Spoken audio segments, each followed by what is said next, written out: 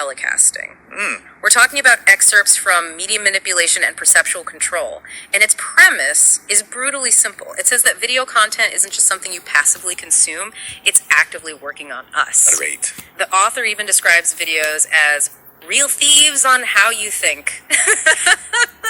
That's a profoundly high-stakes claim, and it immediately sets the tone for this deep dive. It does. Our mission is to analyze the source's assertion that manipulation through video is not accidental, but, a calculated, highly sophisticated exercise of power over your perceptions. It's this idea that we're not just watching images, we're being subjected to a mechanism of control. Yes. And the mechanism they describe is fascinatingly specific. The assertion is that telecasting gadgets, TVs, news feeds, whatever the medium, are subtly programmed, not just to inform you, but explicitly to teach and even stupefy the unarmed, unaware viewer. Wow, stupefy is a strong word. It is.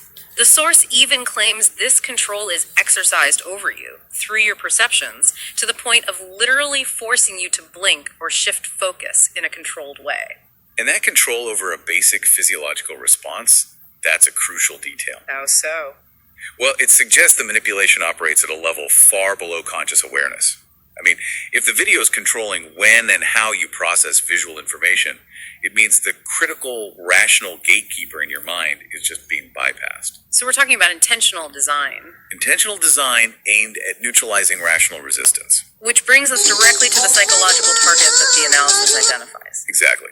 The source suggests a specific psychological hook, drawn from what seems to be an observance of transactional analysis, or TA. It says videos may carry hidden messages to your child ego state. Okay, so for listeners who might not be familiar with transactional analysis, can you quickly outline what the implications of targeting the child ego state are? In this context, I mean. Absolutely. Yeah. So in TA, we generally talk about three ego states: the parent, the adult, and the child. The adult state is, rational, objective. It processes information based on facts. It's your critical thinker. Right. The child ego state, however, is driven by emotion, intuition, curiosity, but also, this is the key part, by high levels of trust and susceptibility to influence. So if a telecast is speaking directly to that child state, it's appealing to the part of us that is least likely to analyze the content critically. Precisely. If the message hits the emotional, trusting part of your mind first, the adult state, the part that asks, is this framing objective? Is this evidence sound?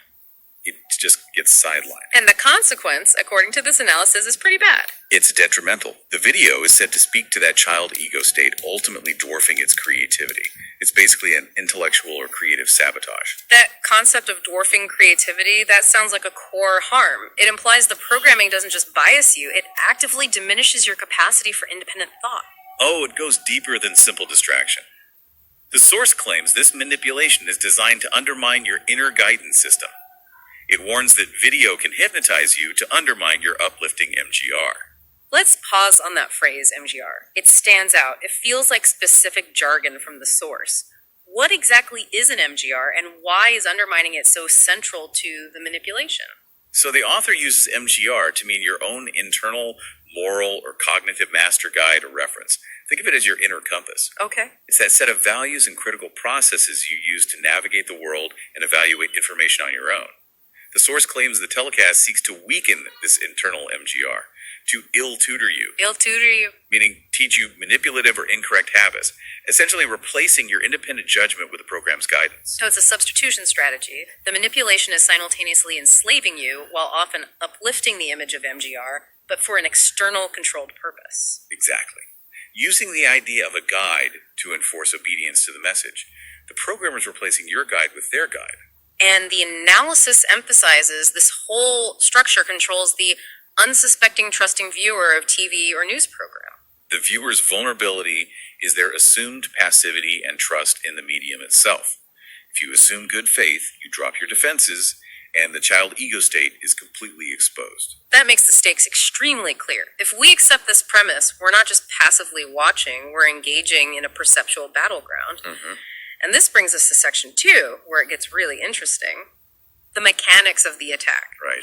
We need to dissect the specific visual mechanisms camera operators and directors use to achieve this psychological control. This is where we go from the psychological target to the practical tools. The sources explicitly detail how two interlocking cameraic techniques fundamentally alter your perception of yourself and the person on screen. So this is where media analysis meets cognitive science. That's a great way to put it.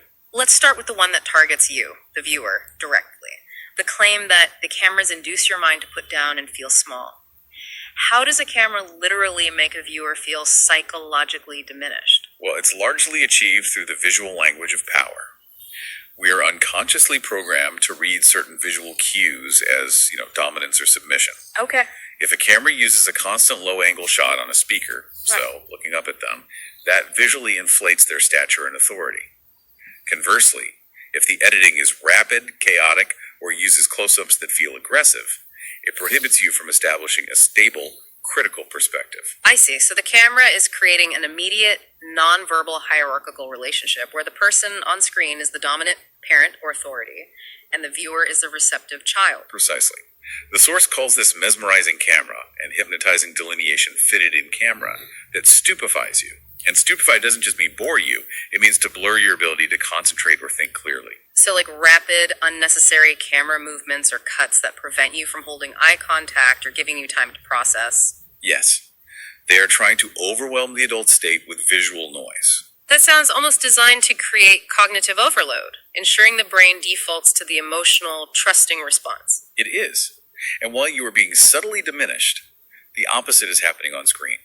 That brings us to the second, complementary tool, the creation of false stature. The source is very direct here. It says manipulations through cinematography provide false stature to heroes. What does false stature look like in practice, particularly in telecasting? False stature is created by optimizing every visual element, lighting, set design, wardrobe, but mostly through framing and composition to suggest an inherent superiority that might not actually exist. Can you give an example? Sure. For instance, using a shallow depth of field to isolate the figure against a blurred background. That suggests they are the only thing that matters. Or using deep focus, which can create an almost monumental quality, making them appear integrated into and in control of a massive environment. And according to the analysis, this isn't just like benign idol worship. This technique has a tangible political purpose. Absolutely. The source states that this camera work causes the mind to provide an uncalled for supply of attention to politicians. So you're giving authority, time, and emotional energy to a figure purely because the camera has visually engineered them to demand it. Yes, not because their ideas merit that level of focus. But doesn't good cinematography always enhance the subject? I mean, when is enhancement considered manipulative and when is it just quality production? That's the critical distinction. Right. And that's what this source challenges us to consider. Quality production aims for clarity and emotional resonance. Manipulation, or what the source terms cameraic manipulations, is when the goal is to systematically mar or damage the mind's inner working by presenting persuasive visual arguments disguised as objective description. So the depiction is explicitly stated to be not that objective when they are descriptive. Exactly. The difference lies in the intent to control or persuade your critical faculty. So, if the visuals are engineered to create deference and prevent critical processing, we have to ask the ultimate question. Why? Why are they going to all this psychological and visual trouble? What is the core motive? The motive presented is explicitly political and aimed at control. This entire sophisticated programming system is intended to persuade you to make his opinions in favor of the intended political leader. And the analysis even names who benefits. The leader who controls the telecast machine, or more broadly, his party men's studio. Right. This suggests that the infrastructure of media production is being commandeered to manufacture consent. It's a closed loop of influence. Yeah. And the high-stakes shaping political opinion, they underscore why remaining the unarmed, unaware viewer is so risky. If the output is designed to be suggestive and politically persuasive, we need an equally powerful defense. And thankfully, the source doesn't just leave us defenseless. No, it doesn't. It gives us a name for the necessary cognitive defense. We must train your perceptive musculature. I think that is one of the most memorable takeaways from this source. It treats critical viewing not as a passive state, but as an active strength-building exercise, a form of cognitive fitness. What practically does training this perceptive musculature entail? How do we build that strength against these suggestive telecasts? It means consciously engaging your adult state the moment you encounter the media.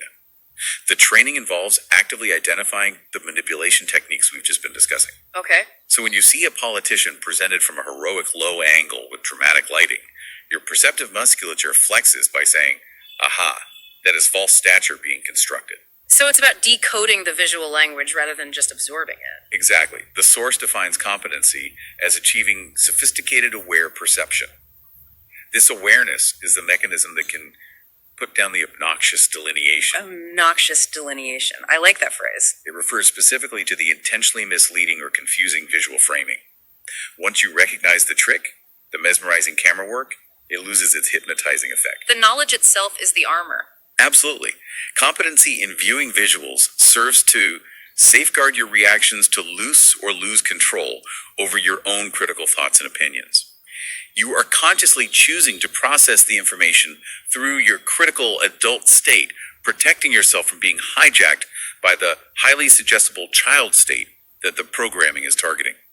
That is a phenomenal conceptual framework. Let's bring this all back to the core idea. What we've dissected today is the compelling argument that telecasting isn't a neutral vessel for information. Not at all.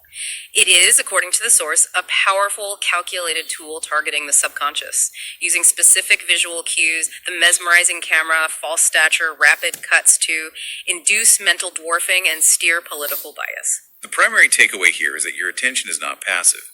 It's a resource being actively managed manipulated by production techniques.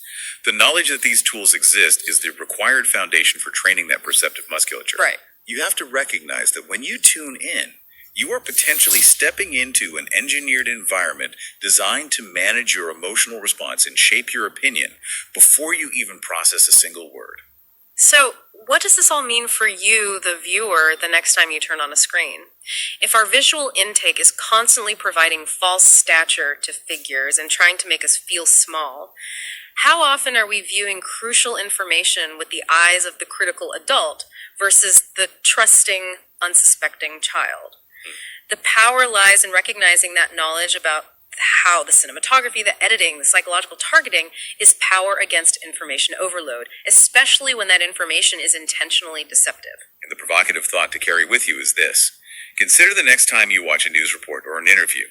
Can you differentiate between what the person is saying and what the camera is trying to tell you about that person? Are the visual cues reinforcing genuine authority, or are they an obnoxious delineation attempting to bypass your critical adult state? That shift in perspective is everything. We encourage you to continue exploring the idea of strengthening that perceptive musculature. Become the aware viewer.